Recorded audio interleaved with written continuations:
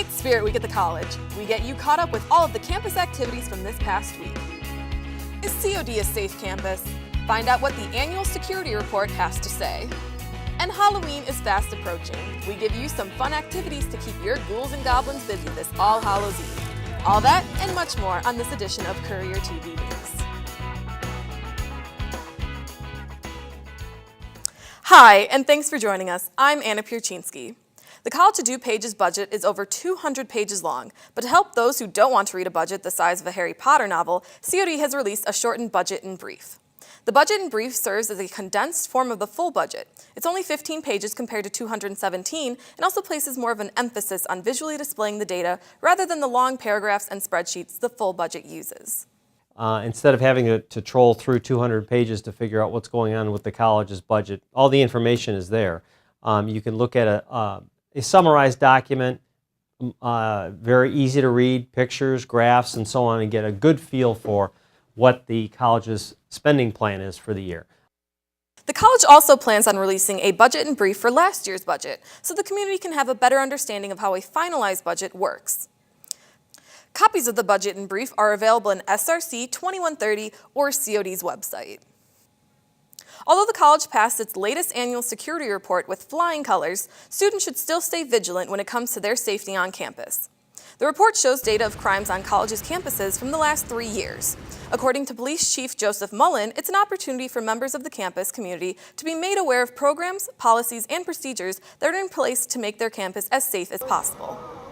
The report shows 11 arrests were made in connection with a violation of the college's drug abuse policy on the main campus, up from the 8 arrests made in 2015.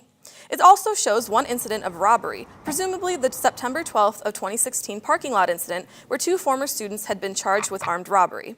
The college responded by approving money for an exterior surveillance system. 4 suspects in the Wheaton College hazing incident had their arraignment Tuesday, where they pleaded not guilty. The 4 are on trial for aggravated battery, mob action, and unlawful restraint for their alleged assault of a fellow member of the football team. A 5th suspect, charged with the same crimes, will appear in court on a later date. All 5 players have been suspended from the team as a result of the charges. The next court date for the case will be on October 31st, when the judge will consider a request to partially lift the case's gag order so that the defendants can address rumors of sexual assault connected to the case. The college might not have a homecoming to celebrate, but that doesn't mean we can't show a little school spirit. Alter Ego kicked off the college's annual Spirit Week this past Monday with events to bring the students together. The events included a carnival day, giant board games, service projects for local charities, and fun personalized art projects, not to mention lots of free food. All these events were leading up to the Halloween dance this Friday night in the Student Life Lounge. Tickets are $5 and can be bought at the office of the Student Life or at the door. For any questions about the dance or any of the activities this week, please call 630-942-2243. The photography program at the college hosted its 18th annual Easter Seals photography exhibit tonight.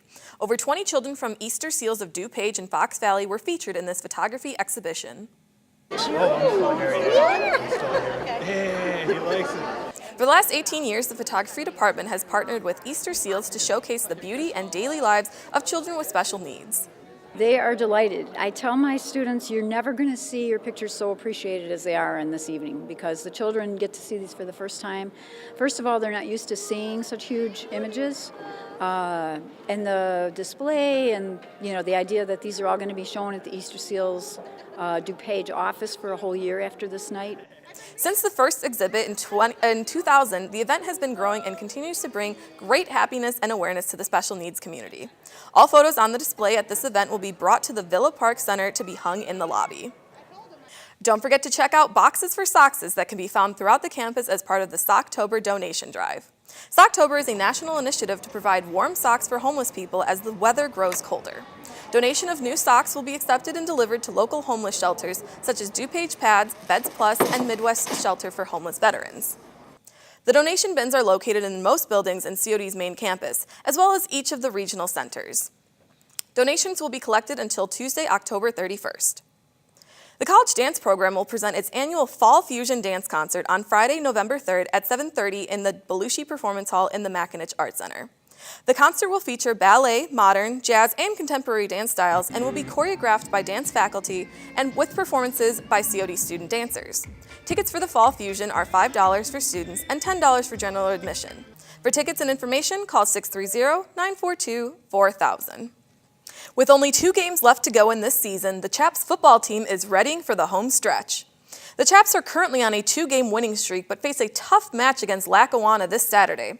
Lackawanna has gone 6-1 this season with an average of 38 points per game, compared to COD's 28 points per game. However, the Chaps still have the advantage in their defense, where they allow fewer yards, rushes, and passes than Lackawanna. Catch the game this Saturday at 1 p.m. at Bjarne Jolvik Stadium.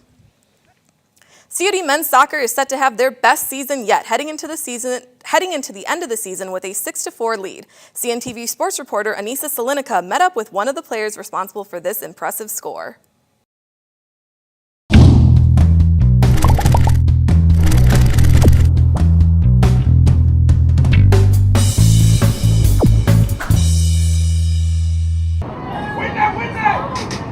This year, the Chaparral men's soccer team has a 16-4 winning streak, thanks in part of offensive player Alberto Alvarez.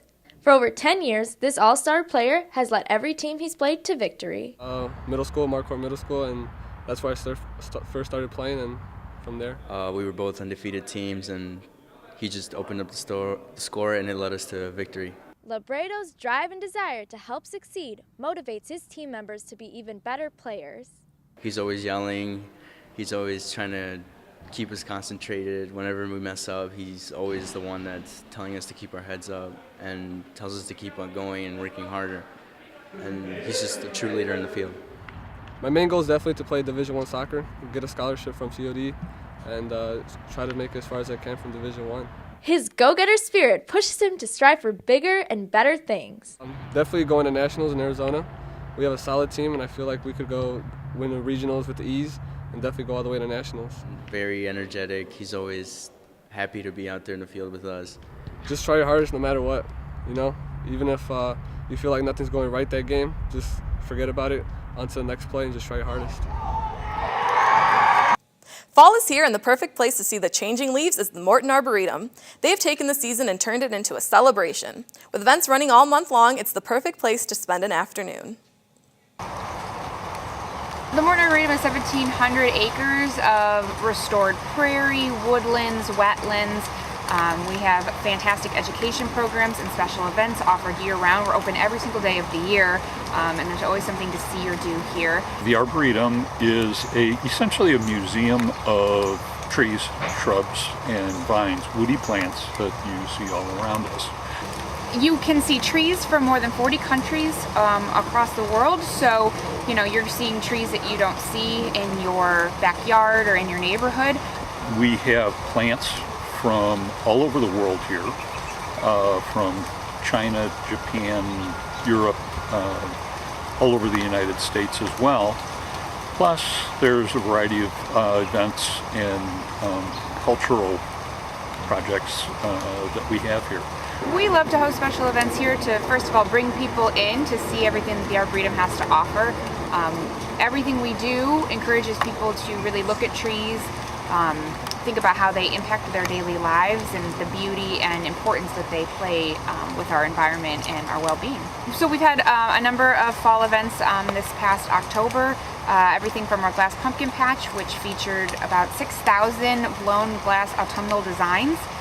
Coming up, we have our Boo Breakfast, so that is a fun breakfast for families with young children. They can come in costume and meet some of their favorite characters. We also have a Trick or Trees program in our children's garden. That's a drop-in program. Kids can play fun fall-themed games, make crafts. There's even pumpkins they can paint. Our children's garden is huge with families with young children, so that's a great place to get them outdoors, away from screens, away from the TV or the phone. It's just a great natural oasis in the middle of a very busy suburban area. We are thought of in many ways as a sanctuary or a respite for people who kind of want to escape the hustle and bustle for a little while. And I think that's really a wonderful thing about the Arboretum. The days are getting shorter and the nights are getting spookier. We get you in the mood for All Hallows Eve with your Halloween roundup.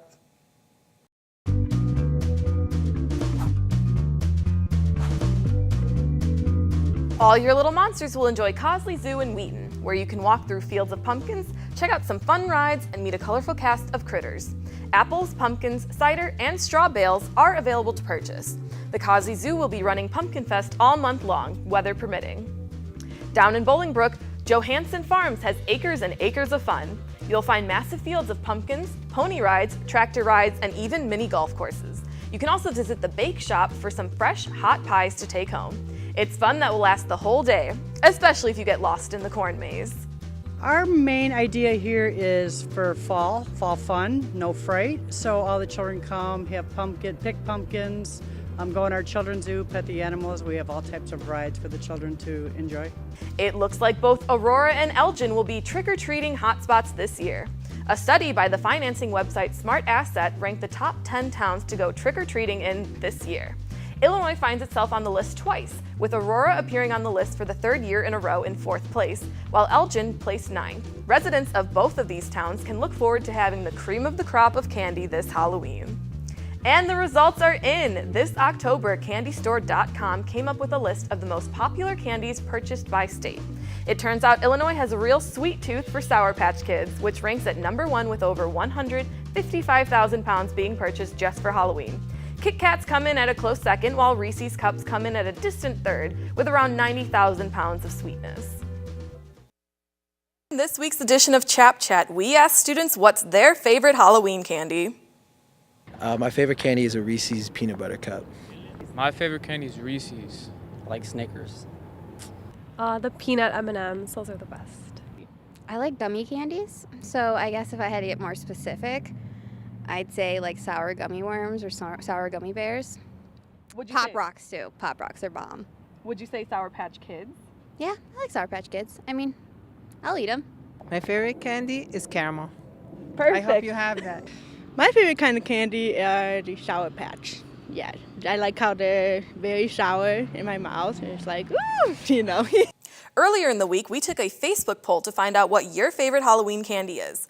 And the winner is Sour Patch Kids. Thanks to everyone who voted. Thanks for joining us for this week's Courier TV News. Please join us next week for Inside COD for a preview of the Veterans Day celebrations at the college and the community. Have a great weekend and a happy Halloween.